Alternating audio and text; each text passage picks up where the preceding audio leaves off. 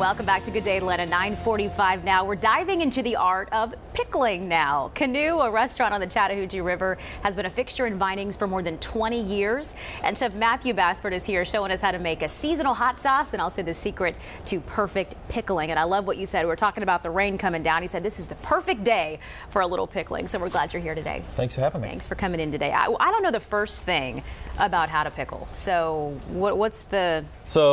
how do you even start with this? First of all, you want to make sure you have fresh ingredients, and so you want to use like your local farmer's market or even grow it in your backyard.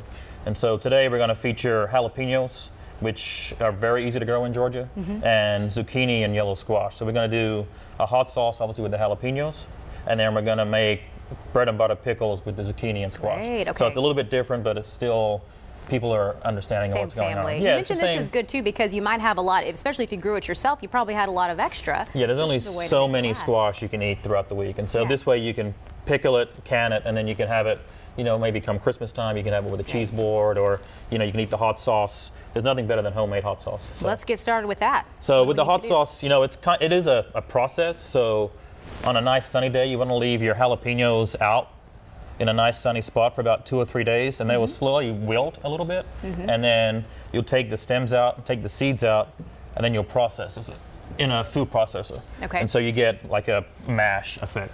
And so we'll put that in a container. It probably has a little kick to it, huh? It does, but it mellows out. By the time we get everything done, it mellows out. And so we add a little bit of kosher salt. Okay. And then that sits overnight, and that'll expel some liquid. And then we combine that liquid into our canning jar. Okay. You always want to work clean, so you want to wear gloves, especially when it's hot too. Okay. Something you find out once, that how hot pickles can get. Oh yeah. So especially jalapenos. Yeah, especially you touch your face, you touch your nose, you'll know you're handling hot pickles. Okay. So you put it in the jar.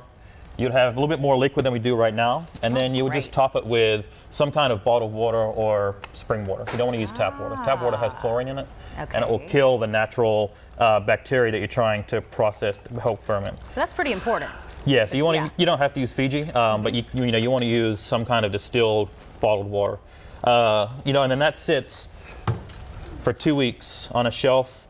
Just leave it covered with some kind of breathable cloth. A tea towel is great. Okay.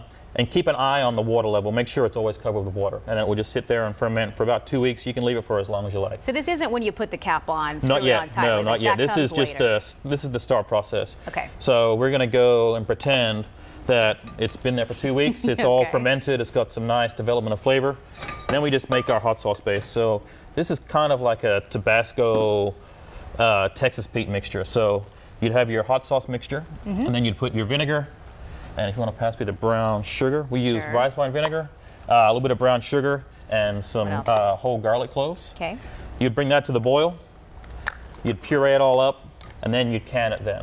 It smells good. And so, once you can it, you get the end product. It's a little bit darker, but that's the end product you get. And then that's shelf stable for at least a year. So you're like, why buy your hot sauce when you can? Well, you can make it yourself, and you can control how sweet it is, what kind of heat you've got. Sure. But that's the hot sauce base. Okay. Now, very nice. The pickles. Yes. It's a little bit different. So this is a little bit quicker.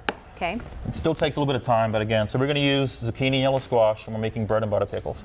So you always want to take about the first 1/16 of an inch off. There's actually microbes in there that will help it soften up a little bit too much. Okay. If you have smaller zucchini, you don't have to cut it in half, but because we're using a little bit larger one, then we'll just cut into rings. Now, does Canoe make its own pickles like this and hot sauce? We do. So we feature. So I started making hot sauce about a year ago. I kind of played around with it and found out a recipe that I like doing, and people would actually request that rather than other brands that we may have for oysters, and we use it on a lot of our recipes and things like that. So you take the zucchini, you'd add that to the bowl. We're going to add a little bit of green jalapeno, and then a little bit of onion, and that we just lightly salt. Again, we're just trying to take a little bit of that excess moisture out of it.